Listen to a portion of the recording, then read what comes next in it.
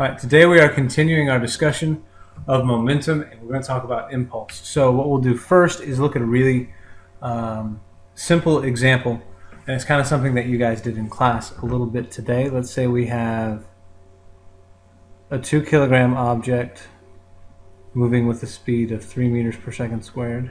I'm sorry, 3 meters per second towards 1 kilogram object moving with a speed of 2 meters per second in this direction. And those two objects hit, and we have the 2 kilogram object after the collision now moving backwards with the speed of 1 meter per second. And like all momentum problems, we want to figure out what our 1 kilogram object is going to do.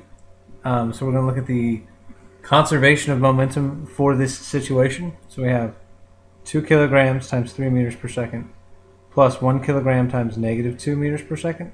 And that's going to be equal to our 2 kilogram object afterwards moving at negative 1 meter per second plus our 1 kilogram object moving with its final velocity. So we get 6 minus 2 equals negative 2 plus v final. And in this case, we see that our final velocity comes out to be 6. Now, that's not what we're after here. So for object 1, the 2 kilogram mass, we want to find the change in momentum. So to get that, it's going to be the final momentum minus the initial momentum. So the final momentum of that object is 2 kilograms times negative 1 meter per second minus the initial momentum, 2 kilograms times 3 meters per second. So the change in momentum for this guy is going to be negative 2 minus 6, or negative 8 kilogram meters per second. If we look at the second object, change in momentum 2, we expect it to be positive 8. So for that 1 kilogram mass moving with 6 meters per second afterwards, 6 times 1, minus 1 times negative 2, we do indeed end up with positive 8 kilogram meters per second. They're experiencing an equal and opposite change in momentum. So this is Newton's third law. What we're going to do is see if we can get any information about force from this. So we need another piece of information. Let's go ahead and do that now. Let's say the time of the collision is 0.25 seconds. Let's see if that helps us at all. So right now we have a change in momentum and we have a time for the collision. So for this object, we're going to take that change in momentum, we're going to divide it by time. So we have negative 8 kilogram meters per second divided by 0.25, sorry, so we'll say 0.25 seconds.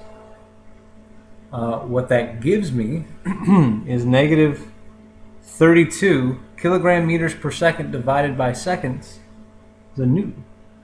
Negative 32 newtons experienced in this collision. With this, we are going to say that force is the change in momentum over time. Think about it this way. Change in momentum is mass times change in velocity. So we have mass times change in velocity over time. And if you do the same thing over here, you find the force comes out to be positive 32 newtons, okay? Which is what we'd expect for an equal and opposite force. What we're doing here is rewriting Newton's second law in terms of momentum. So instead of it being mass times acceleration, it's going to be force is going to be equal to change in momentum over time. Now, the things that we can do with this, and one of the most common examples, well, let's talk a little bit. So, force is change in momentum over time. So we're going to get this little equation. Force times time is equal to the change in momentum.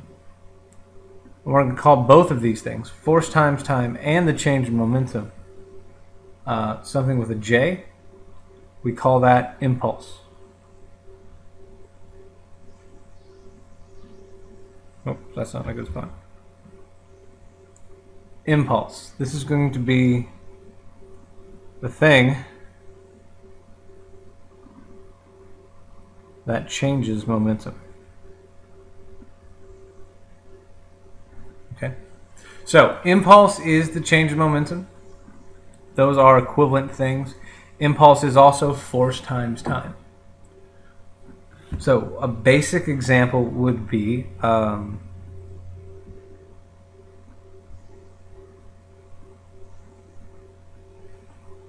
baseball is thrown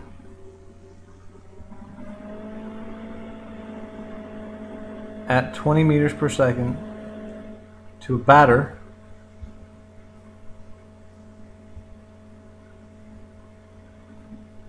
who hits it back at 30 meters per second. If they were in contact for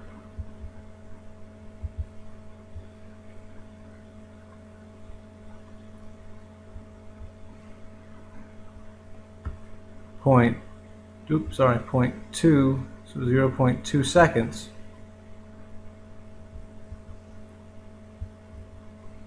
what was the force involved in the collision? This is pretty straightforward, basic impulse and momentum stuff. So what we're going to do is start off with our equality. Force times time equals change in momentum. And we're going to look at the change in momentum first.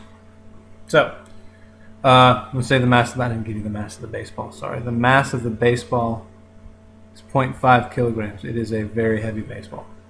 So the change in momentum is going to be that 0.5 kilograms times the change in velocity.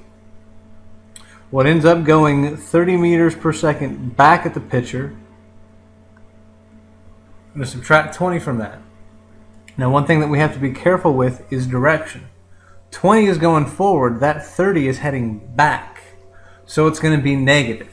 That's going to give me a change in momentum of 0.5 times 50, or 25 kilogram meters per second. That's my change in momentum. I'm going to now use that to find the force. Force times time is change in momentum. So that force is going to be change in momentum over time, or 25 kilogram meters per second divided by a time of 0.2 seconds. When we do that, the force comes out to be 125 newtons. So what we have here, impulse equals change in momentum. Impulse equals force times time. What we have here is a way of looking at force in terms of momentum. One thing that we need to keep in mind, momentum is conserved in collisions.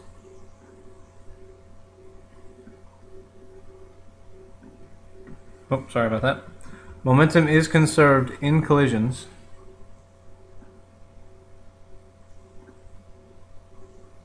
but the momentum of each object changes.